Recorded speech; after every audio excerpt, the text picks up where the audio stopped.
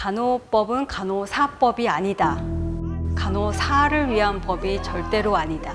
우리 사회의 돌봄에 대한 노동 가치를 제대로 바로 세우자라는 의미, 간호법 제정의 저는 가장 중요한 이유라고 봅니다. 앞으로 우리 사회를 굉장히 크게 감염병 팬데믹 저리 가라의 쓰나미가 올 거라고 보고요. 그 대비 중에 하나는 보건의료 인력에 대한 문제를 굉장히 심도 있게 고민해야 된다.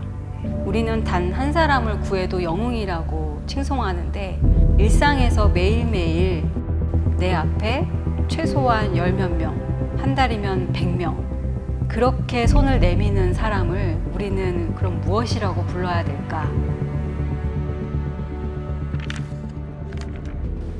네, 안녕하세요. 저는 중앙대학교 적십자간호대학의 학장이자 교수로 있는 장순당입니다.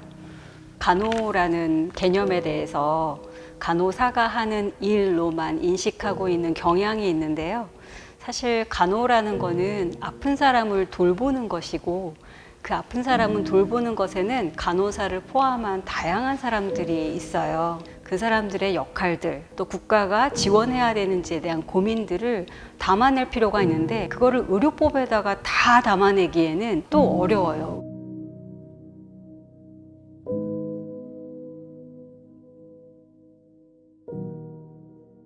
처음에 팬데믹이 있었을 때 혹시 기억하실지 모르겠지만 호흡기 중환자들이 많이 발생했잖아요. 그리고 호흡기 중환자들을 관리할 수 있는 간호사가 없는 거예요. 고숙련도에 간호사들이 너무 없어서 도대체 왜 이렇게 없나 봤더니 간호사들이 1년, 2년만 하면 다 그만둬 버리기 때문에 숙련될 시간이 없는 거죠. 간호사들이 처우가 얼마만큼 안 좋은지를 보려면 이직을 얼마나 하는지를 보면 되거든요. 1년 안에 44% 정도 돼요. 어느 직종도 44%가 그만두는 직종은 거의 없어요. 밤새 일하고 낮에 못 자고 다시 이브닝 출근을 하고 배치표나 근무표를 인간답게 만들어주면 되지 않겠냐라는 게 답이죠. 근데 그거를 병원이 그렇게 안 해준다.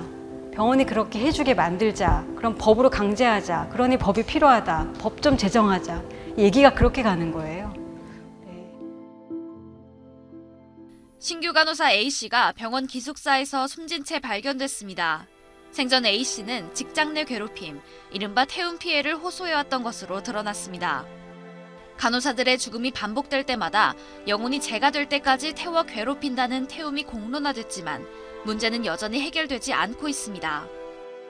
너무 많은 힘든 일을 적은 수의 인력에게 떠맡겨 놓으니까 서로에게 칼을 들이대는 거죠. 네.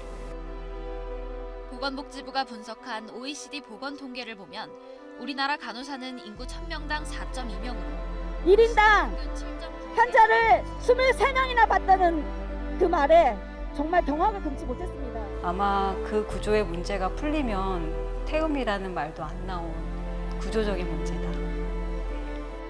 간호계는 간호사 1인당 환자 수를 정하고 직종별로 적정 인력 기준을 마련하는 등 문제를 제도적으로 개선하기 위한 노력이 필요하다고 지적합니다.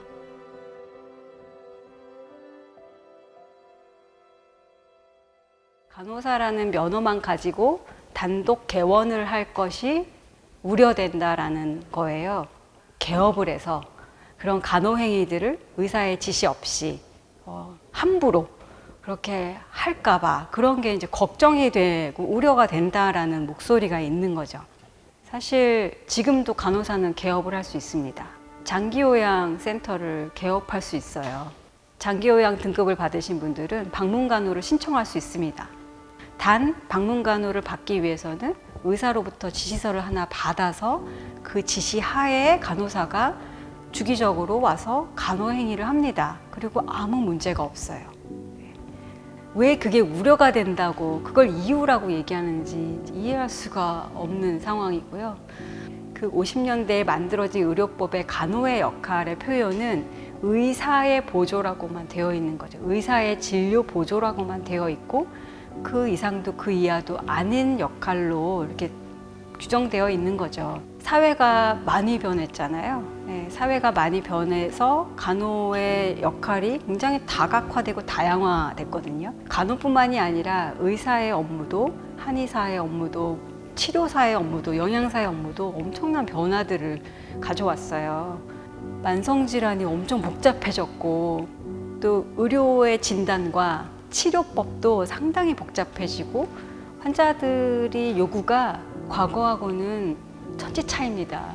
환자들은 훨씬 똑똑해졌고 의료인들도 다변화됐고 간호법이라는 단독법이 그렇게 불편하다면 그 부분은 우리가 한번 서로 토론해 볼 필요가 있지 않느냐. 그 대신에 간호사의 배치 기준부터 시작해서 노동의 가치에 대한 문제들, 어느 법 구석에 어떻게라도 들어가면 저는 뭐 나쁘지 않다고 봐요. 네, 실제로 그렇게 된 나라들도 있고요. 네, 모든 나라가 간호법이 있는 건 아닙니다. 네, 그렇지만 우리나라처럼 간호에 관련된 법조항이 이렇게 없는 나라는 없는 거죠.